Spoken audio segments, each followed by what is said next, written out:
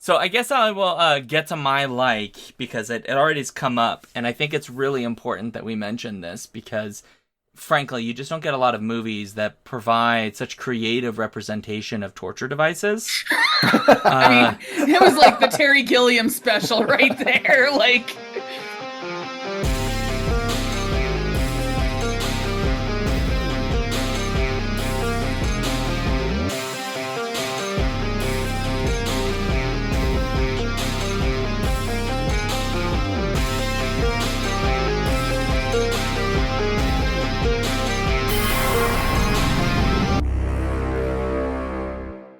Welcome to the Skiffy and Fanny Show's Torture Cinema. a surprising amount of bestiality for 2005. Okay. You wanted me to do the tagline. I'm sorry, wait. To make it proper, it should be a surprising amount of geriatric bestiality for 2005. Good lord. God. I'm Sean. I'm Alex. I'm Daniel. And on this, our 5th ever live torture cinema on our Twitch channel, we cover Brothers Grimm from 2005. It was directed by Terry Gilliam, written by Aaron Kruger, and stars Matt Damon, Heath Ledger, Peter Stormare, Lena Headey, Jonathan Pryce, and Monica Bellucci. This movie was picked as a result of a poll selected by Jeff Exelon, who gave me the theme of cult directors creating trash. So I did some research to pick the 4 that were on the poll, and this is the one that won. Thanks, Jeff. Yeah, that's a lot. It's a lot. Basura. Nice reference. As always, please share your comments with us about this and past episodes at skiffyandfanty.com/listener suggestions. And if you're live with us today, feel free to throw thoughts and questions our way in the chat. Yeah, please do. So if you have comments about this movie, please let us know. Obviously, we take emails. Long emails can be sent to wedontgiveashit@skiffyandfanty.com. But short emails that we could reasonably read on a podcast can be sent to the form. With lots of praise. With lots of praise. That is true. Yeah. Pet our hair and tell us that we're pretty. Oh, it's creepy. Look, it's 2023 and we need all the support we can get. That's true. We're just like the Queen. I'm sorry, I immediately went to Queen Elizabeth and I was like, dead, like entombed with our corgis? Damn, you went darker than I was expecting. Well, I don't know. That's a multi-layered. That was a dark joke. Dang, Daniel. Woo. Whoa, we went somewhere messed up. Oh man, the Daily Mail's gonna hate you. You're gonna have articles in the Sun, the Telegraph. Well, I mean, shit, if they're writing about you in the Sun, you should get like a pin badge of honor, and then everyone in the North will shake your hand. You're not wrong. You're not wrong. Oh, good lord. So, as a reminder, some of us may be consuming alcoholic beverages today. We will discuss those. Some of us may not be. I am. I would remind folks at home, please drink responsibly. We have fun. We do not then go get in a car. Absolutely not. And potentially cause problems if we are imbibing of the alcoholic beverage or taking Quaaludes, if that is legal where you happen to live. I'm not taking that. Do not take Quaaludes. I mean, we are definitely against double dipping. If you are on any kind of prescribed medication, please read the warning labels and do not drink if it says don't drink. Is Quaaludes is that like prescribed? Yeah. Oh. Or at least it used to be back in the day. I don't know. Depends on who you know, I guess. I thought that was like an illicit drug. No! What? It's just a No. Okay, so hold on.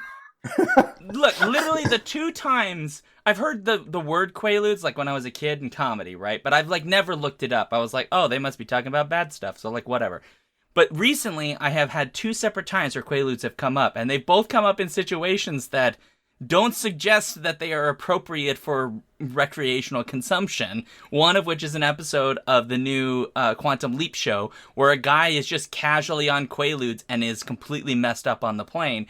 And another one, which is some movie with Leonardo DiCaprio where like they had to pretend to be on Quaaludes in a scene. Okay, so they were legal. They have been illegal since 1984 when they were moved from the DEA's. When they were moved to the DEA's federal schedule.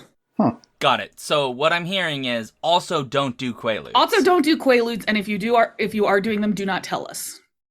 Yeah, that is illegal.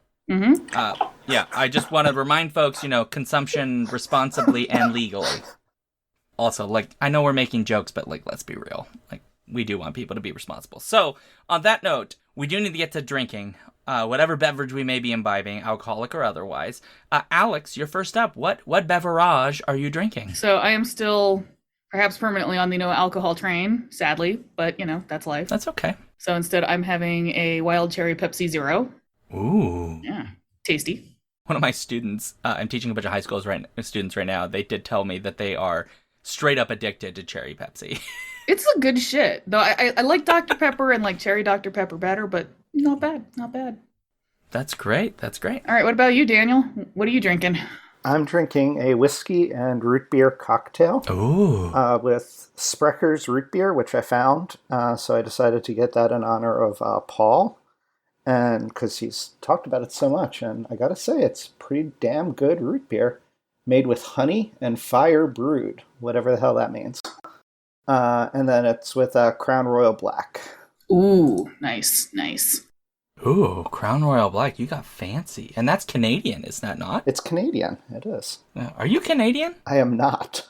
I mean, I live in Buffalo, and so that's kind of like Canada South. Gotcha. Okay, that makes sense. Canadian by marriage, kind of. We've got Tim Hortons all over the place in poutine, so effectively we're Canada. My city ceased to be Canada because we lost our Tim Hortons and got a Dunkin'. Oh, God. And I will just say, no offense, Dunkin' Donuts, if you'd like to sponsor us, we will accept very small amounts of money because we're easy.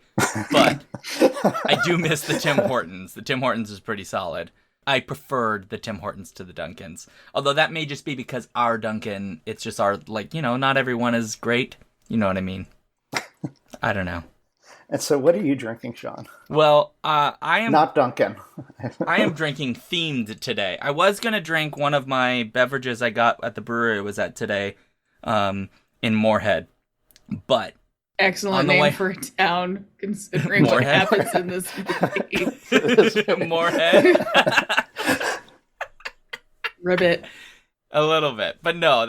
I came home and I was like, let's go to the liquor store and try to get some stuff because I was Googling, like, what's like a Brothers Grimm cocktail? I couldn't find one, so I was like, well, Heath Ledger's in this. What's another movie I like him in? And I went Brokeback Mountain. So I went and looked to see if there was a Brokeback Mountain cocktail that I could cannibalize and make into something else. Excuse me. That's homophobic, man. What is it? I said cannibalizing a Brokeback Mountain cocktail and making it for something for this movie. That's homophobia. No, don't make me a bad person. In Pride Month. Oh, you're right. I wasn't thinking about that. I was just like, the first movie that came to mind was either that or 10 Things I Hate About You. And I was like, I can't sully 10 Things I Hate About You because that movie's beautiful in perfection, but Brokeback Mountain. I see, but you're going to sully Brokeback Mountain, a beautiful story about two men finding love for each other while herding sheep. Yes, but it's also a movie of two dudes who should just get together but can't because of their homophobic society, and it's depressing. 10 Things I Hate About You. I mean, okay, that one's also homophobic. Never mind. So you decided on a depressing cocktail. Well, I mean, Depression the Cocktail is basically this movie, so it's fine. Well, this is not going to get much better for me. It's just going to get worse from this point when I explain. Yeah, I mean, the more you try to explain it, I'm just going to keep messing with you. So I went and looked, and Martha Stewart has made a Brokeback Mountain. I don't know if it has anything to do with the movie. I just want to be very clear. I don't know. I didn't look that close. But Martha Stewart has made a Brokeback Mountain cocktail, and I went, that actually sounds kind of good, but I could make it better. But given how weird about sexy things this movie is, it also made me think of Supernatural, because it's two brothers who are, in this case, being con men, looking for supernatural things, as opposed to Supernatural, in which it's two brothers who actually are trying to find supernatural things that are legitimately there. So I went, what is something in fandom about Supernatural that is a little bit uncomfortable, but yet fans of certain interests are interested in? And how do I mold that into a cocktail? Hold the fort, Alex. You're ahead of me. You were ahead of me. I'm sorry. I've been in the orbit of these fandoms for so long. I'm like, oh, I know where this is going. So I went, hey, it's Brothers Grimm. It's two brothers. They're dudes, so it's a little, and how do we make that from a Brokeback Mountain cocktail into a Brothers Grimm cocktail? So what I am drinking is, in fact, a Brokeback Grimmcest. Amazing. And it has within it Jim Beam Peach Bourbon. It's got peach schnapps, a little bit of amaretto, and then it also has peach syrup and lemon lime soda. Oh my god, that sounds very sweet. It's sweet, but it is good. I cannot stand peach, so that sounds... Oh, God. Okay. Well, it's okay. Then we're not going to give you grandmother toast, so it's fine. That's fine. Look, I do think that it feels wrong, but it also kind of feels right. Just So now I just want to go into AO3 and see if Grimmcest is an actual tag, and then I'll be sad that people have written fan fiction of this awful movie. No, please, no. They can't. Yeah, they have. Someone has to, right? I mean, yeah. Okay, now I'm gonna fucking look. ChatGPT has definitely mined that. You can get on ChatGPT now and make some Grimmcest. Oh, Jesus. fanfic. And first, yes, I did in fact put way too much thought into this. I don't know what's wrong with me. I'm sorry. I wanted to have some fun. It's actually a really good cocktail. It is sweet. I think that you could do something to cut the sweetness, but I don't know. I think it's pretty good. I mean, you could not use peach bourbon, but I wanted like all the different peaches in one place because that fit the theme of many related fruits being together in one place. Yeah. It is my deep, deep regret to inform you that there are 45 fanfics on AO3 for the Brothers Grimm 2005. all with Grimmcest. With Grimmcest? Well, I mean, this one doesn't appear to have sex in it at all, but, is there Grimmcest? I mean, they are two handsome men in this movie. I mean, there's one of the tags, sibling love. Oh, yeah, there it is. There it is, so. Oh my god, this is... Let's be clear, I'm not going to read it. No, absolutely. I would not suggest it. I did read somewhere someone who wanted a sequel to this and was very disappointed that a sequel to the movie wasn't made. So, you might have your writing prompt here. No one wanted a sequel to this. No, like its box office was terrible. It was especially not the director. No. Oh yeah, no, like Terry Gilliam. Like I can't believe he made this shit. What the hell was he? Well, there's actually an interview where Terry Gilliam just flat out admits that the only reason he directed this movie is because they offered him an absolutely unseemly amount of money. Right. Which, you know what? Good for him. Get that bread. That's fair. That's a fair point. You would think he'd be the right one for a movie like this, because he's got very quirky, fantastic-y movies. I have theories. Okay, we'll come back to it. So, we've got to drinky drinks, and now we need to get to what will be the movie itself. Now, Daniel has, for reasons that still are unclear to me, volunteered to try to explain this movie. And I will say, try again, because... Good luck. Good luck. Yeah. So I volunteered because it's the only way I could process to figure out what the hell I had just watched and what had just happened. Oh, so it was basically like an almost therapeutic. It was processing of a trauma. Like, I have something to say during the episode of like what I liked or didn't like because I had no fucking clue what was going on through most of watching it. Oh dear.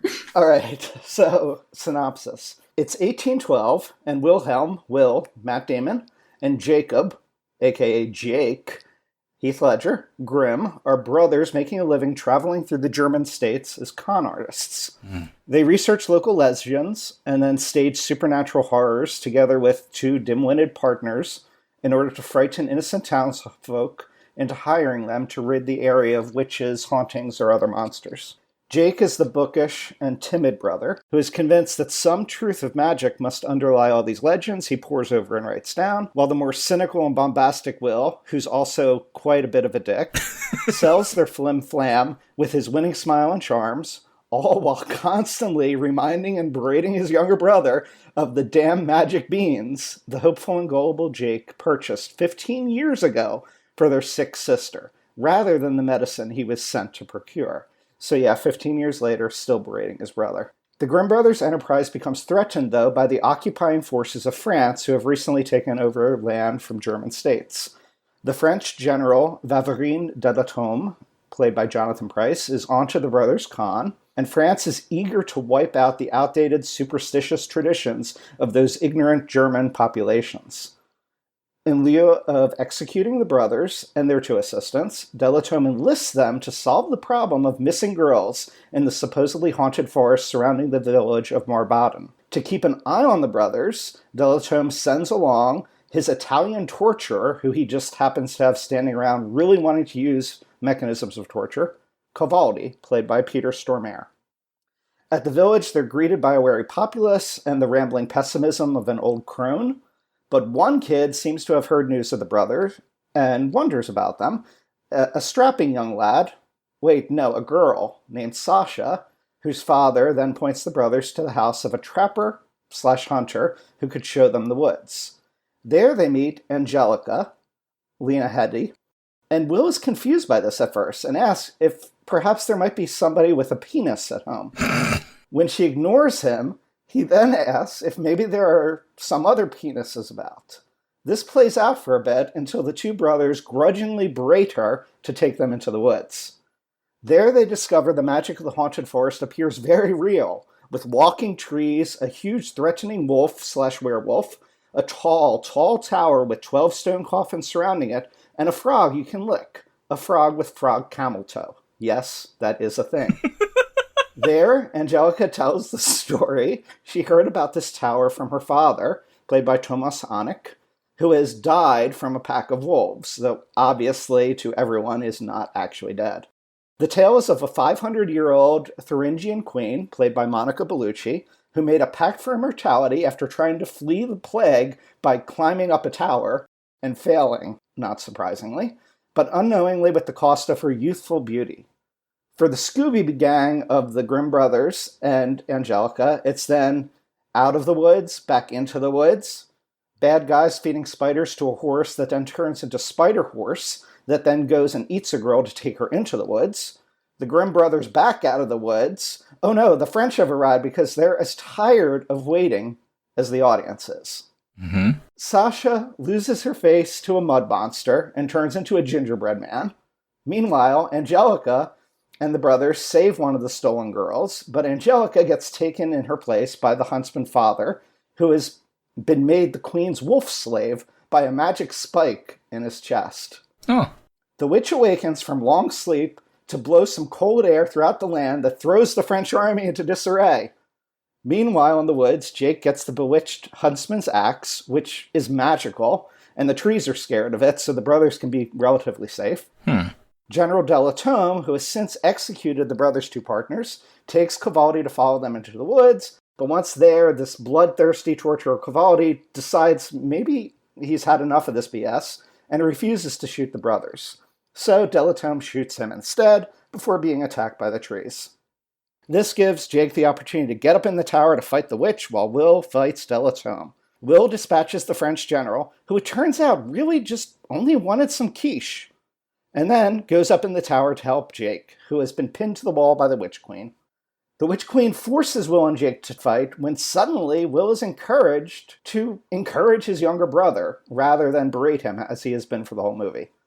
Will gets mortally wounded, but the witch transfers the bewitching spike from her old servant, the huntsman, to Will, her new hunk. But before the bewitched Will can kiss the evil Witch Queen to set her fully into youth and power, Jake smashes the mirror, which somehow causes the witch herself to also shatter. Then it's barely an inconvenience for Jake to wake Angelica with a kiss, and then Angelica to magically heal Will with a kiss. Or is he just hiding his recovery because he wants to get a kiss? It's unclear. All the other children just seem to wake up on their own, thankfully, without kisses, and everyone heads back into the village just like the end of Temple of Doom. Will and Jake ride off, and musing that maybe someday they'll write these stories down. Okay. Look, what you said doesn't help me. I tried. I mean, like, all you've done is you pointed out It still makes no sense. There's a plot. there's a plot that's at the middle, but then it's just like Is there, though? other things happen. It's randomness. It's random little things that Right, yeah. that loosely get connected together. I mean, the central plot is Convoluted. two way. brothers have to find out why this weird witch lady is doing witch stuff. And that's basically the main point. And then they're just like, we'll tack on 87 other things, and also random Brothers Grimm stories will happen in the story, because why not? Mm-hmm. Even when you do what Daniel did, which must have taken you a whole week planning to put all these pieces down, it's exhausting. What the hell were they thinking? I don't know. They weren't. Alex, help us. They weren't thinking. You're not wrong. I mean, when my housemate actually watched the movie with me, which she had apparently watched it before and then watched it over again, was God. like, I apparently retained none of this the first time I watched this. But partway through, she remarked, man, I don't normally notice this about movies, but the editing in this sucks. It's not great. It's not great. And then it actually, like, I went in not knowing, you know, who any of the actors were, so I was immediately like, holy shit, is it Matt Damon and Heath Ledger? My God, why are they in this garbage pile? And then It took me longer, which I think is a problem, to realize that it was being directed by Terry Gilliam. At which point I was like, I mean, Terry Gilliam makes some weird choices and does like his own sort of quirky, disjointed, you know, editing narrative, but his normally makes sense. In a way-ish. Yeah. So what I'm going to guess, after going and doing a little bit of research, is that at one point, the movie probably had a cut that did make sense and felt like a Terry Gilliam movie instead of whatever the fuck I watched. And then he spent 6 months fighting with fucking Harvey Weinstein about it. Yep. And we got that. Because apparently, like, the fighting about the cut of the movie got so bad that he actually put it down for 6 months and made an entirely different movie in the meantime. Made Thailand. Yeah. This movie was delayed by 10 months from its original release date, in part because of the acrimony that existed between them. Now, to be fair, there's some good reason for why that acrimony exists, other than Harvey Weinstein's a piece of garbage, which would be good enough. It was both Weinsteins, too. It wasn't just... It was both Weinsteins, yeah. So apparently, the Weinsteins made a number of choices that Gilliam did not want made, including hiring Lena Headey instead of Samantha Morton. Because yeah, go for Matt Damon and Heath Ledger wouldn't want to fuck the other lady. Yeah, that was the reason offered by Weinstein. Pretty gross. And I will say Terry Gilliam has been accused by Lena Headey of constantly bullying her, which doesn't seem very fair given that it wasn't her. She was probably excited. She got a job. Like, isn't that cool, right? Right? So, yeah. It's not really her fault that Harvey Weinstein is a piece of shit. So, yeah, so there's that. There were a lot of decisions being made here that just, they couldn't be credited. Terry Gilliam and one of his other writer friends, Tony Grisoni, due to problems with the Writers Guild of America, they couldn't be credited for the writing they did on the original script. So they apparently credited themselves as dress pattern makers in the credits, which we skipped when we watched the movie. We should have, so that we would have seen this, which sounds like a very Terry Gilliam thing to do. Like, this just sounds like a tortured production. Yeah, the cinematographer was also fired, forced to be changed by, Yeah. It's just a string of shit. Yeah. I mean, it looks that way, right? It looks like a mess because the whole production was a mess. Yeah. And it was a toxic environment, so it became a toxic film. Yeah. But I wonder if even before that, though, it just seems to be such a hodgepodge. It's like multiple movies in one. Yeah. Just kind of forced together. Multiple ideas. Yeah, it just tones. Doesn't make a lot of sense, and it doesn't have an emotional through line. No. It doesn't. Like, what? Like, I mean, there is... Like, why is he still an asshole to his brother? I don't understand. Like... Well, and I mean, this is, like, the whole thing where it starts out with the magic beans, and then he keeps bringing it up the entire time. Yeah. Like, you never find out kind of fully what happened. And, you know, it's obviously supposed to be kind of like a takeoff on the Jack and the Beanstalk story, except here they're being like, look, here are some stories that are real, but that one, I guess, was not. So that started it off on a really weird foot to begin with. When you're supposing, Also not a German tale, by the way. Yeah. It's originally English. well, I mean, thoughts on that later. But like, I think that was supposed to be like the conflict between the brothers, and it would eventually be resolved because, what I'm guessing is that like their little sister died, and I don't know, maybe their mom also died. I don't know. They never tell us. We don't know. But there's never any kind of like resolution to it. Mm. It's just Matt Damon keeps being an asshole to Heath Ledger until the end, where he's like, okay, I guess I'll stop being an asshole about the magic beans now. Yeah, right? Mhm. Okay, cool, I guess. Cool. How'd you learn that lesson, friend? Mm-hmm. No The idea. spike in his chest. That's true. That is one way to do it. I mean, once he gets two things stabbed through his chest, apparently that's the cure. Yeah, that does it. Weird. Well, shall we get to the likes and dislikes of this movie? We'll start with likes, of course, because I think that would be a good place to start. And since Daniel is our fresh blood on this one, Well, I've done both. no, hold on. You're Okay. gonna take the magic spike to the chest. Okay. You're gonna take this. I'll do it. So, in there. All right. No, you will go first. What is your one like for this movie? I was actually surprised I came up with a few, so I'll mention more later if nobody does. But the first one is the costumes. And so the costumes were done by Gabriella Pescucci. So obviously I looked that up. Yeah. She's also done costumes for the Borgias, Penny Dreadful, The Adventures of Baron Munchausen, and The Age of Innocence. Oh. So she's worked with Terry Gilliam before. Mm. And so in general, looking at the dresses that the girls in their coffins had, the gown for the queen, the traditional garb worn by the villagers and such, I thought the costumes were definitely a bright point of the film. Okay. Yeah, the costumes, I agree. Somewhere where they actually paid attention. They seem to have fun with them. Yes. And those wild, crazy armor that was over the top, and actually, of all the over the top things in this movie, that was the one that I thought kind of fit the best. It's interesting.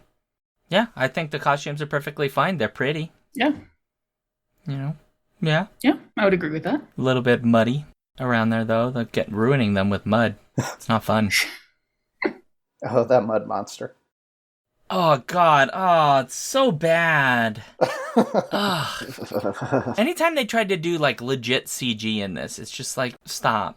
Yeah, and it's like, Yeah. I mean, it was 2005, and there were movies that did not look like garbage No. in 2005, so Right? I mean, you said this was delayed by 10 months? something like that, yeah. Yeah, so it would have been finished some point in late Yeah. 03 or early 04. It really felt while watching it that it was delayed by a decade. Right? Yeah, it really felt more like a 90s, Yeah.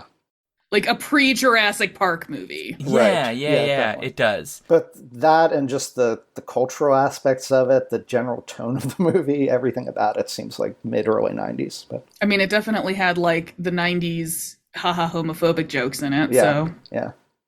Well, there's that. Yeah, it definitely had quite a lot of that. Certainly the sexism that would have been still present in the 2000s, but the 90s had their own special brand.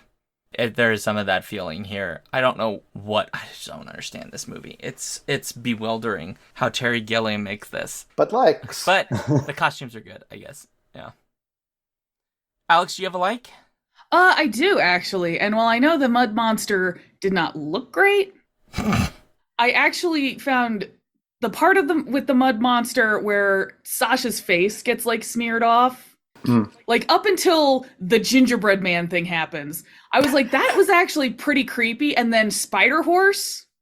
Oh, that was good. Yeah. Spider, like those, I actually were like, those are genuinely creepy and weird in a Terry Gilliam kind of way. Like, Sure. Yeah. like the few rare moments where you could be like, oh yeah, I can see Terry Gilliam in this. I mean, also weirdly, not that I liked them, but I was like, no, this is where the Terry Gilliam is actually coming out, is like the scene in the torture chamber.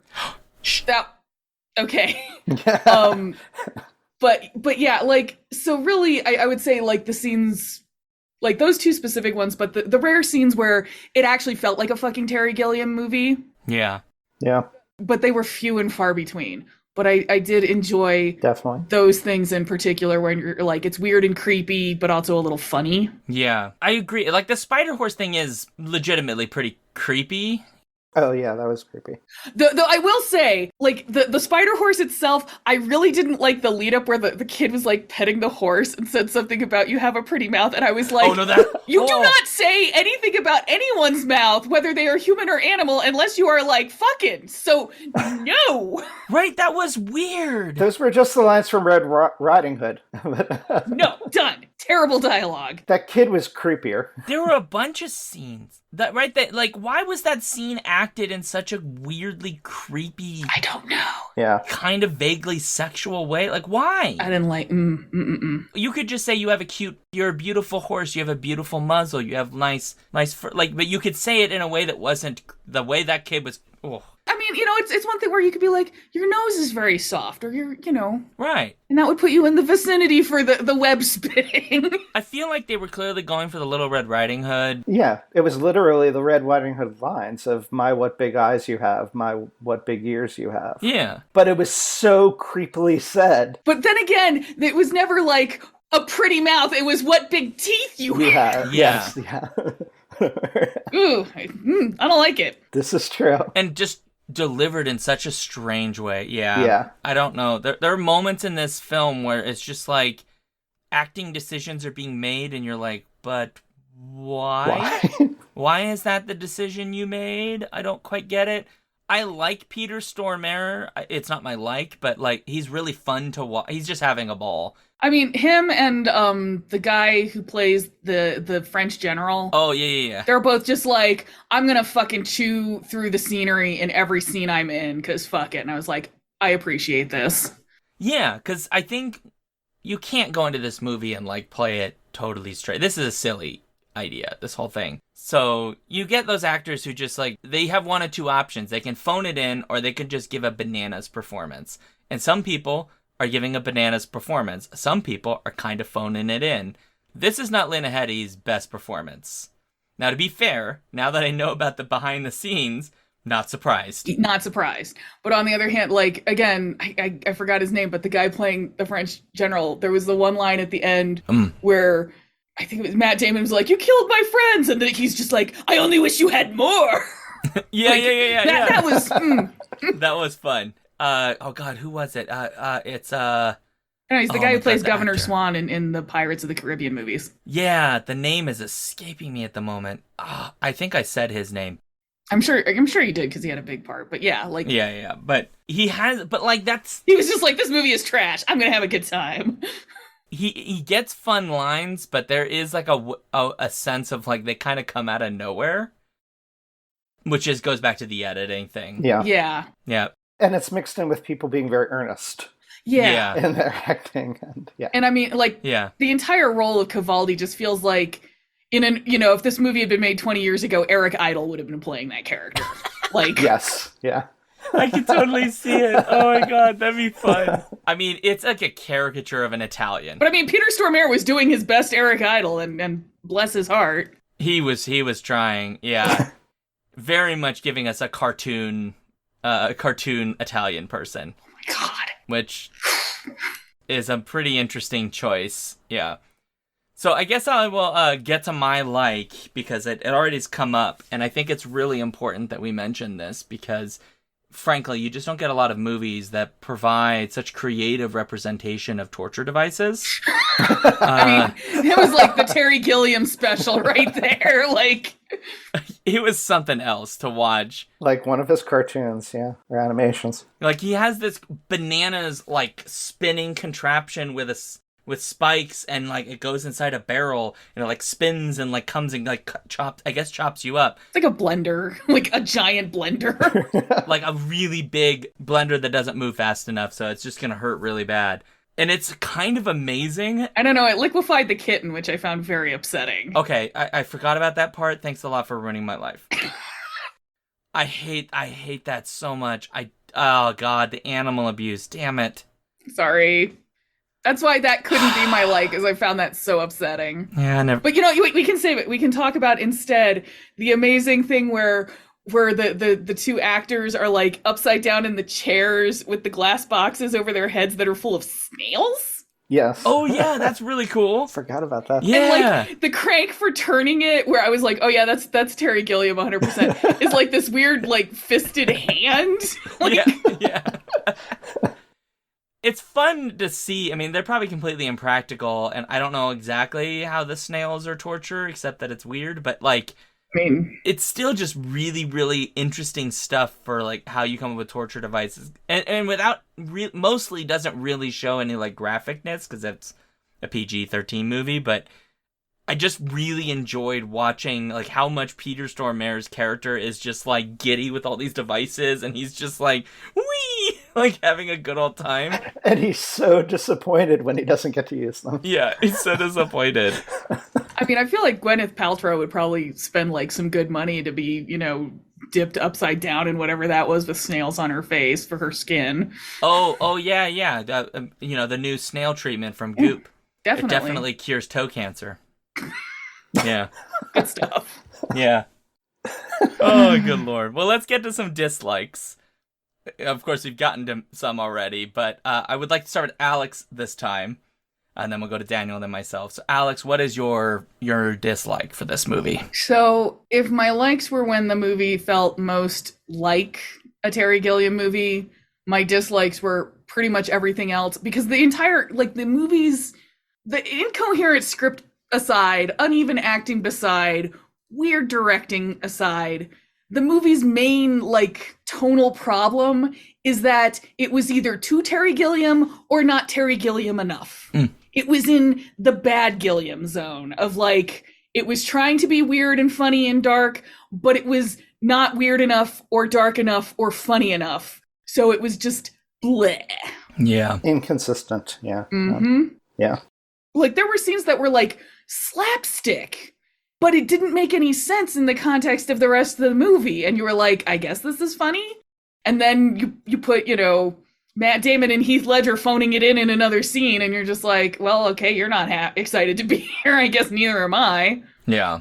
Yeah. So I also kind of always thought that comedy was like, part of the reason why it never worked for me, it was always mocking and spiteful. Yeah.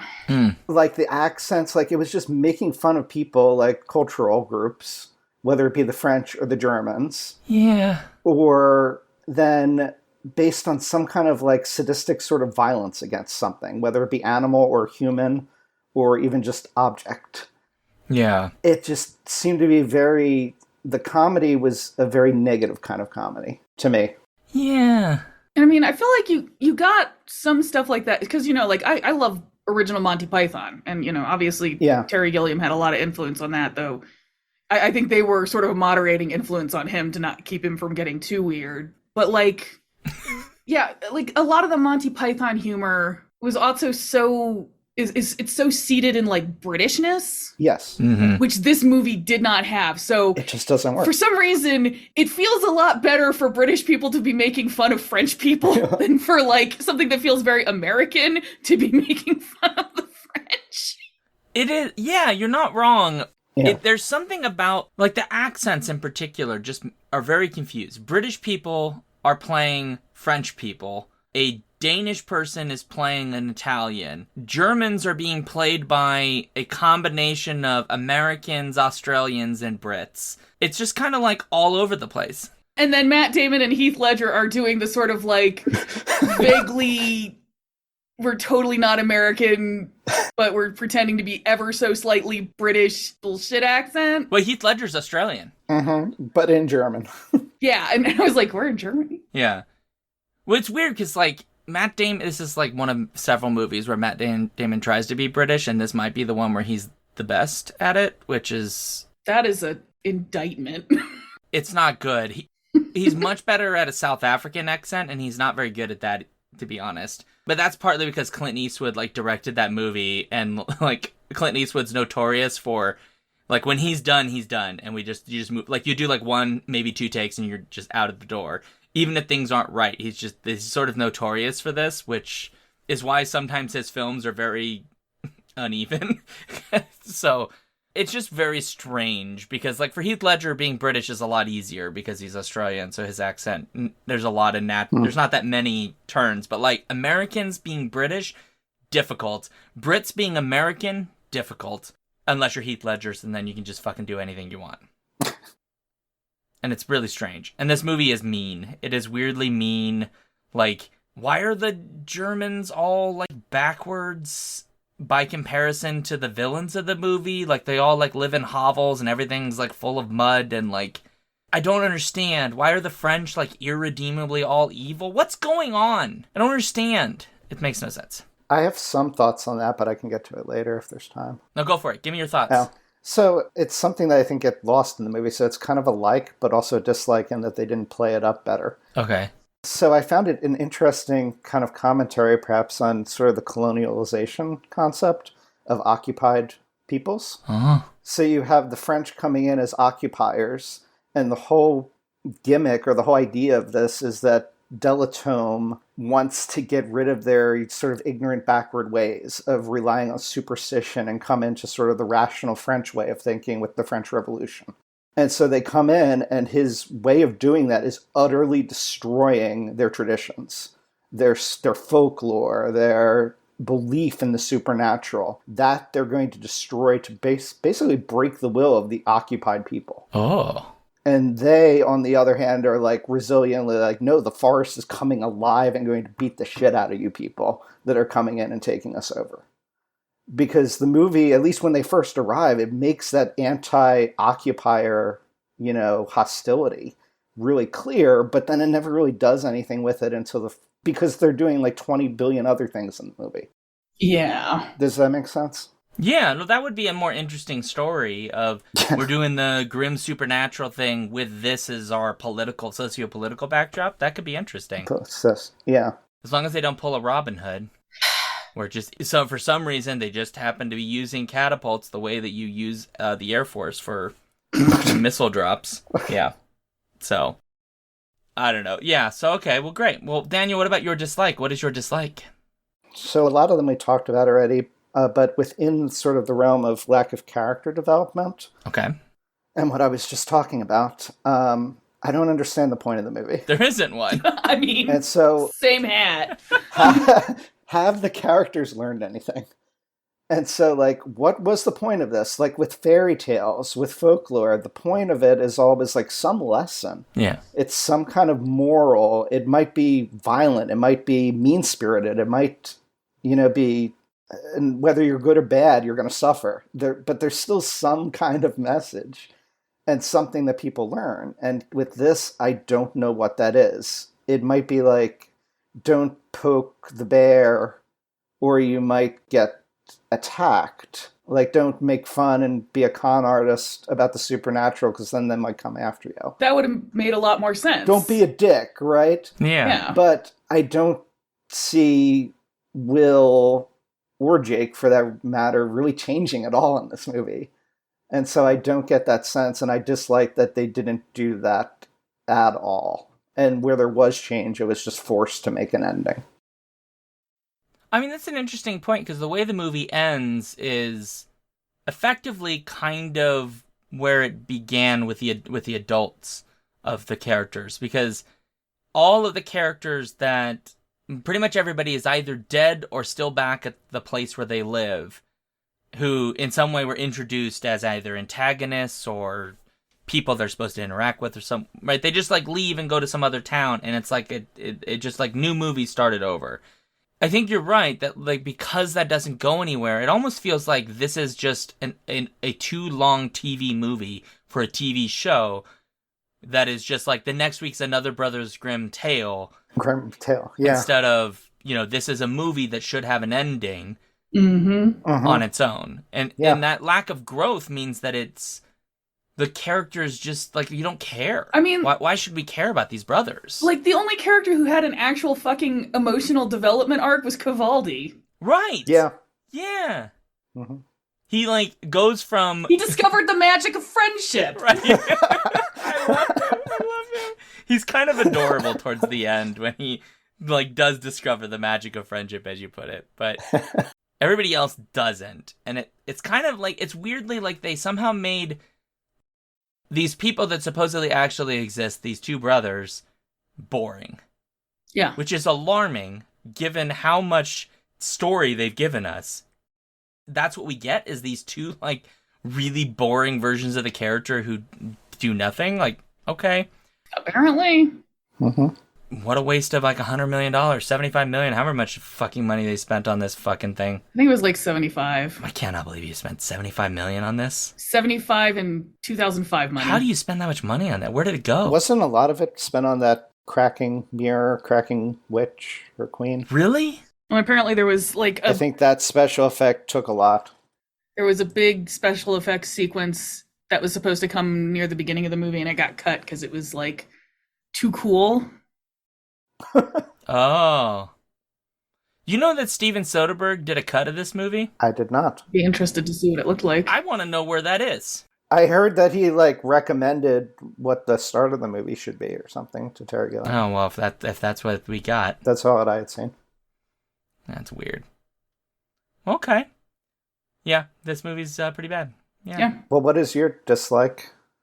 Well, I've been thinking a lot about what did I dislike more about this movie, because so much of what I think it makes this movie really terrible is we've already covered, like bad plot, not good character motivations or development or growth, really nonsensical things, weird jokes about a child who's actually a girl but they think it's a boy, which, like, okay, I guess you made it once and you moved on, so at least there's that, but, like, why do we need this joke in the first place? Who cares? Mm-hmm. There's just a lot. And I think the thing that I find really alarming is its treatment of animals. Yes. Because I had forgotten about the kitten thing. And I was like, I'm glad I had until you brought it back to my memory. I don't like animal abuse in general. I don't like when animal abuse that feels real, like people doing a potentially realistic harm to an animal.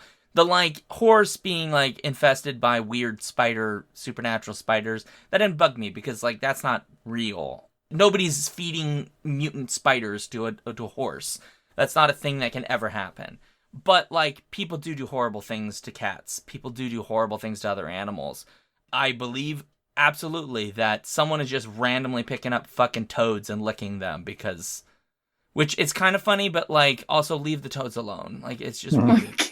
So you have, like, two angles. You have, like, the side which is, like, they do a lot of, like, really cruel things. I mean, obviously, no real animals are actually hurt, but, like, they show animals being horribly killed or hurt somehow. I was gonna say, in the case of the toad is weird and sexual. That's what I'm getting to. Yeah. The other Okay. side of it is, like, on the one hand, it's violent and just, I don't know if I'm supposed to laugh. Like when they set fire to the butts of the horses. Right. Yeah. Am I supposed to be scared? Am I supposed to feel... For some of the scenes, I think we're supposed to think it's kind of funny, but I don't. I don't find that funny. Yeah, that's disturbing. And then there's, like, the sexual side. So that, like, abuse side, sexual side, which is, like, animals being talked to, licked, touched in ways that, at the very least from the human side, feel sexual, which is... it's fucking weird. I don't need that. I'm good. But then, of course, you have to go the extra level because it's Terry Gilliam, and which means, like, you're right, the toad, which our joke at the very beginning about the camel toe, like, yeah, it's the camel toad. Like, he just, like, flips over and is like, hey, Here I am. like, we got totalingus going on, and I'm just like, why are we making this joke? Like, it's not actually funny, it's really gross. And they linger on it. This fucking frog toad thing is, like, splayed legs, like at a gynecological exam, and is just like, fucking get to work. And they just, like, casually move on as though that's not what happened. And it's just kind of uncomfortable, and it wasn't funny. It was kind of gross. Yeah, it's uncomfortable in a way that is not humorous. Yeah. It's just like, why would you do that? Why would you put this in a movie? Yeah, like, Terry Gilliam, no. are they trying to make a joke about, like, when you kiss a frog, like, you'll get a prince thing? And so they're, like, reversing it? But, like, yeah, there's no logic to it. It's just like, yeah, I just want the toad to want totalingus, and that's what we're going with today. Yeah, it's... The fact that I can say the word totalingus because it fits this fucking movie. Come on. yeah, it's not great. It's not good. I hate it. This movie sucks, guys. Like, it's not great. So much of it is just utterly inexplicable of why they made the choices that they did. Mm-hmm. And it's unclear who made those choices either, with it being such a hodgepodge. So. Yeah. Yeah. Like, who do we even get to blame for this? We're not sure. So let's just blame all of them. Yeah. Other than the lady who had a rough time filming the movie, because it definitely wasn't her fault. Lena Headey. Yeah. At the very least, that's what I know, yeah. Well, and I mean, there were some times, like, as soon as I realized who she was, and then, you know, Matt Damon's character was being a complete asshole to her, and I was like, do not fuck with Cersei. She will end you, buddy. She will. Yeah. She's not gonna fuck around. No, definitely not. That's so strange. Yeah, this movie's also really boring. It is. Yeah. Like, I want to say the running time is actually less than 2 hours. It does not feel like a movie that's less than 2 hours. It takes so long to get to its actual main plot. Mm-hmm. Yeah. Oh my god, it's so fucking boring. Like, isn't it like halfway through before we get to the plot that the supernatural is actually real and there's the tower thing? Oh, yeah. Like, holy shit. Well, how long was it into that synopsis that I read? Right, it's so... Yeah. Oh, it's so convoluted. It doesn't... But what's weird is that it's the opposite of what I'm used to from Gilliam, because everything about Gilliam's style is like these wide-angle shots, very frenetic action.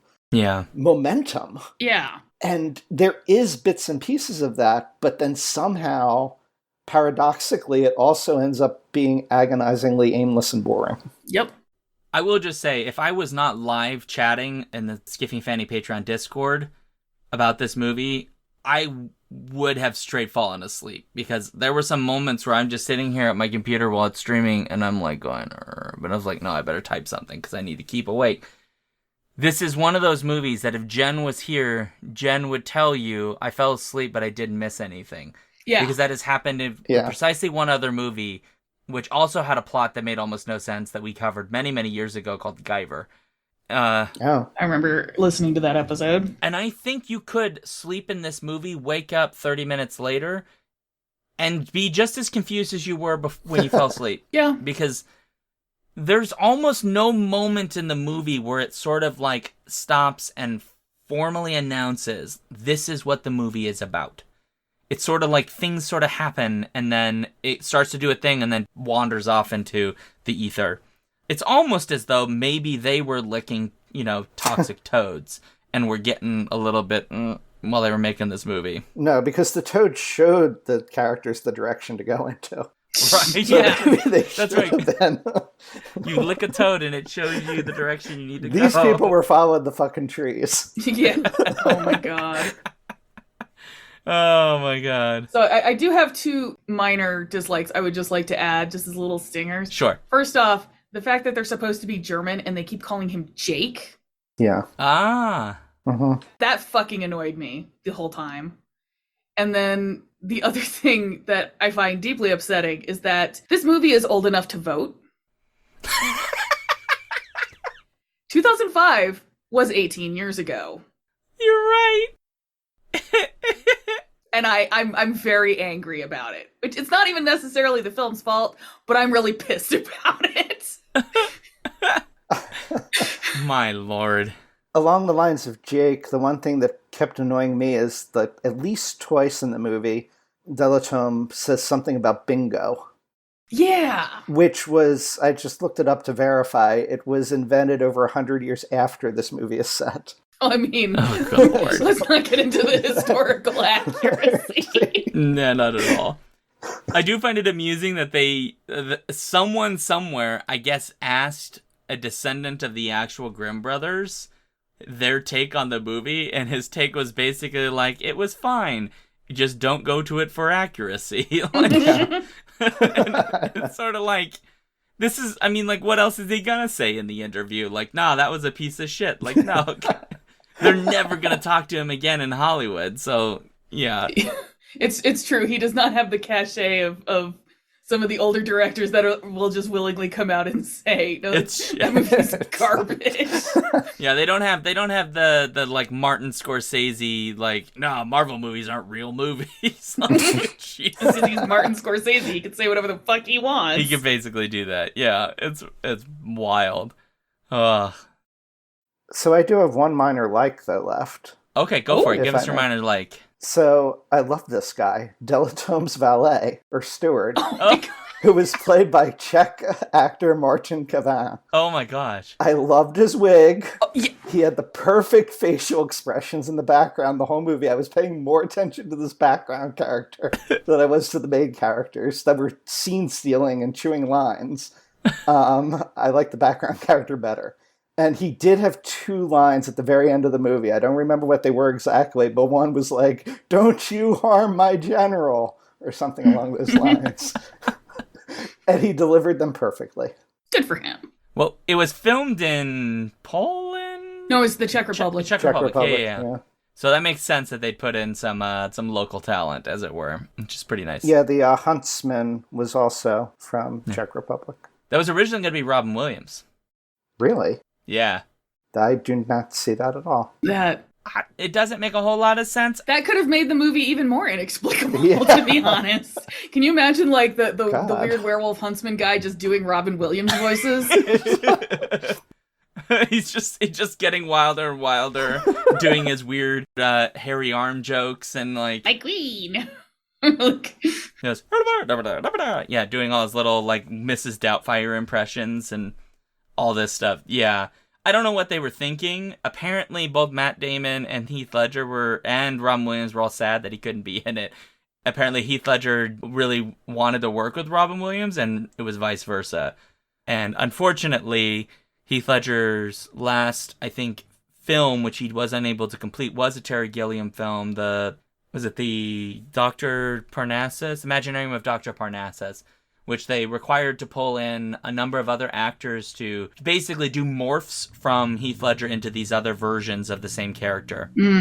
So that way they brought in like Colin Farrell and a bunch of other folks to kind of do quick short versions so that they could try to make the movie still work, and that's basically the last film that he ever did. It's a really interesting film. I do recommend watching it, but yeah, a little sad. It would have been nice to have had like a Heath Ledger Robin Williams movie. Would have been pretty cool. it could have been interesting. Yeah. More interesting than this movie. Yeah, just not this one. Unfortunately, we lost them both for very similar reasons, which is Yeah. really unfortunate. But yeah, so I do miss both of them. They're really exceptional. Yeah. I mean, not every movie an actor makes is going to be a good one, but they had a lot of good ones. That is a fair point. Just not this one. This is not one of them. Yeah, there are better movies you can watch Heath Ledger in, or Matt Damon. You got Born Identity. You can watch 10 Things I Hate About You. You could watch Brokeback Mountain if you like something that's a little gay, which, you need in your life. It's just a little. Just a little. Like 2%. Just the tip. Yeah, it's just a tip. Yeah. Dogma, if you want comedy. Oh, Dogma for Yeah. some. There you go. You could also obviously go to Dark Knight, which has what earned a posthumous Academy Award for Heath Ledger. So there's lots of choices. So yeah, point is. Yeah, sadly, I don't know as I've seen Heath Ledger in anything other than this and The Dark Knight. Okay, I'm gonna fix you right now. I don't know as I've ever seen any other movie with him. Go watch 10 Things I Hate About You. It's delightful. Yes. 10 Things I Hate About You is really fun. And then, oh God, what's the one where he's a knight? Karina really loves that one. Oh, It's popcorn garbage. And it's got like all the anachronistic stuff. Like at one point they're doing like We Will Rock You. the name is escaping me. I'm gonna find it for you. Knight's Tale. Yeah, Knight's Tale. Oh, I've not seen it, but I didn't even know he was on. He's like the main character, yeah. Very fun, very anachronistic. Yeah. Oh. He's been in a bunch of really good stuff, but It's like hot blonde version of him on the DVD cover. oh yeah. Oh yeah. He's attractive. Yeah, that might be why, because since I'd only seen him before as the Joker, Oh yeah, so you, I didn't know his face, right? Yeah. He was also in a movie called Four Feathers, which, he's not the main character in Four Feathers. Or is he the main character in Four? I think he is the main character. I don't know, I haven't seen that one. Yeah, he is the main character. I like that movie a lot, although it doesn't get as much credit as it perhaps deserves. It's a very interesting period film. Worth watching. But even in this, I mean, he's one of the high points in terms of the acting, so... He does give a really... He does his damnedest to, like, make it meaningful. He does have, like, his body language is really interesting. Like, he's kind of got that, like, dweeby, like, very shy kind of hunchedness. He does pull that off really well. Apparently, he was supposed to play the Matt Damon's character and vice versa, and I guess they both thought that was stupid and then petitioned to switch roles, which I think is kind of neat, where two actors are like, yeah, like, we should play the opposite characters. It's just better fit for us. Mhm. That's kind of neat. So there you go. Well, I think we got it. I mean, as much as this movie deserves, at least. Yeah. This was, more. So that means we need to get to our final thoughts and grade. So Daniel, do us the honors. What is your final thought and grade about this movie? My final thought is that there are things, when I was compiling the list of likes and dislikes, it was actually a roughly equivalent number. But the dislikes, I was more firmly disliking about them, and the likes were more minor things, if that makes sense. Sure. So when I consider it kind of being a mess of a movie and having some good points, other ones not so much, I ended up with C-. Oh, wow. You're being really kind. All right. Alex, what about you? So, I mostly just think about the fact that what it could have been, it could have, like, on paper, it should have been, like, a really weird, creepy, funky, funny movie, because it could have been, like, a Terry Gilliam movie, and then it's, like, not enough Gilliam, but still too much Gilliam. So, and its greatest sin, as with many of our torture cinema movies, is it was fucking boring. And the fact that Terry Gilliam managed to make a boring movie is like, dang. Yeah. So I'm going to go with a D for disappointing. That is totally fair. Well, for me, I agree. It is an incredibly boring film, and largely incomprehensible. Like, you can figure out what it's about, but like, for a movie of this type, the fact that you have to think as hard as Daniel had to think to make sense of the movie, which I know for a fact involved 15 hours of extensive research, involving both rewatching of the movie, reading wikis, actually interviewing film experts. Daniel interviewed 6 different film experts who work in fantasy film, and read 6 academic books on this to figure out what this movie is actually about. That's not counting the number of papers. Yeah, I was going to say, I'm looking forward to the paper that he will then be producing on this. Yeah. Well, it's coming in 2024, guys. So just keep an eye out. Yeah, it's incomprehensible, it's boring, and I've seen it twice. This is my second time. I'm good. I don't need to see it again. Twice as many times as I've seen it. Well, I never will. Yeah, that's not worth seeing again. I would give it a... It's not even a fucking laundry folding movie. No, that would be worse. because you have to pay attention to try to figure out what the fuck you're watching. Yeah. It is, even though it's boring, I will say, I do still think it's visually interesting. Yeah, visually, yeah. If you had the volume off and you were like just watching it for visuals only in short little bits, like it would be hard to do that for 2 hours, but in short bits, it's visually beautiful. Maybe. Yeah. Oh, so it's kind of like that one vampire movie with Wesley Snipes in it that I was like... Blade? Blade? No. Oh, the other one. The one he did after he... Yeah, the one where the lady has a guillotine she literally uses to behead cows. Yeah, the one after he got out of prison for tax evasion. Yeah, where you were like, this man just needed a paycheck. But that one is like visually gorgeous, but makes no fucking sense either.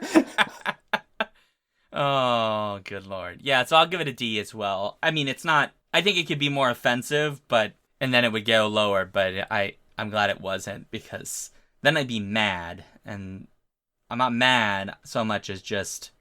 You're not angry, you're just disappointed? I'm disappointed. Yeah, I'm just bored even talking about this fucking movie. Confused. Oh, God, that's so dumb. Bored, confused, and I want a popsicle. Well, in any case, folks, that's the end of the podcast for us. So if you'd like to let us know what you thought about this movie, you can go to skiffyandfanny.com/listener suggestions. You can obviously suggest topics to us, send questions to us that we'll cover on other shows, and so on. So please go to that and let us know what you think. Obviously, if you're in our Discord, you can also let us know there if that's what you happen to be.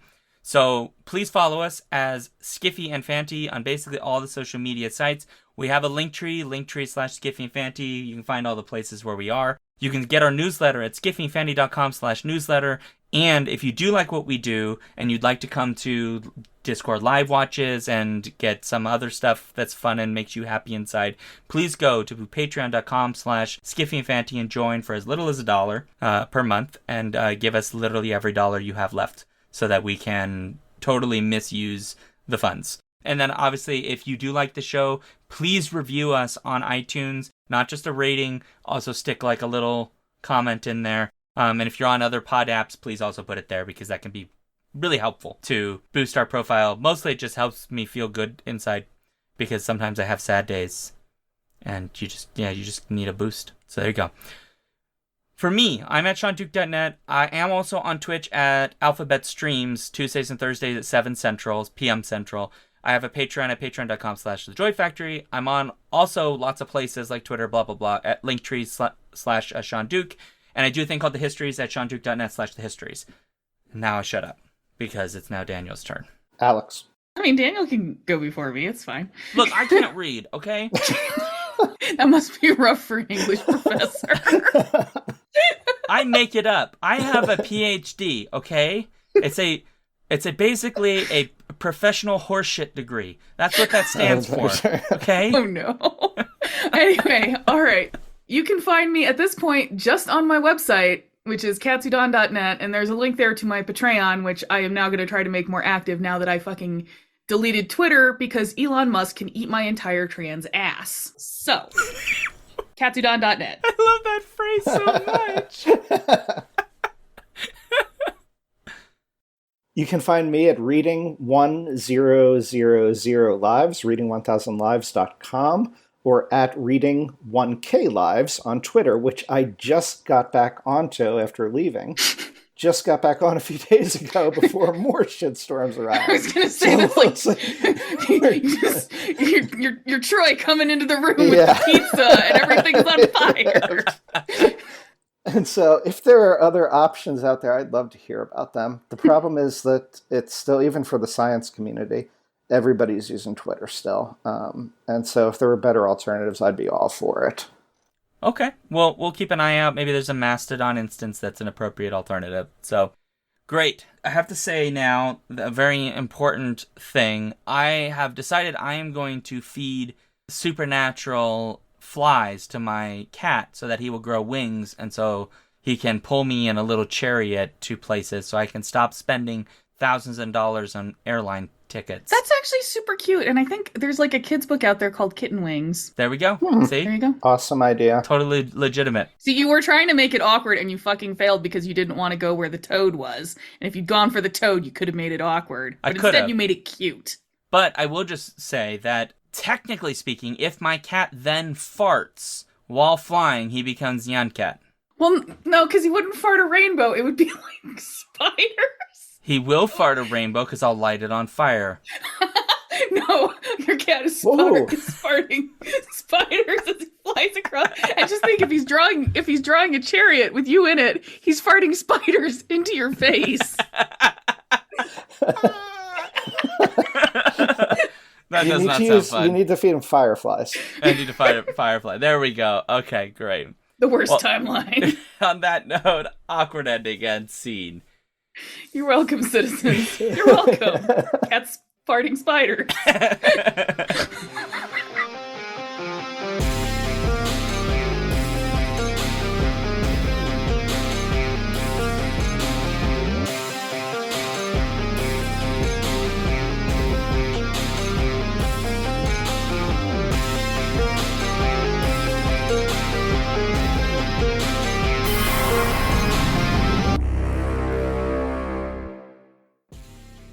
If you want to support this show, you can go to patreon.com/skiffyandfanty or skiffyandfanty.com, our website, where you can get access to all of our fancy things. Our music comes from Holy Mole. You can support him and his work at patreon.com/holymole. Thank you for listening.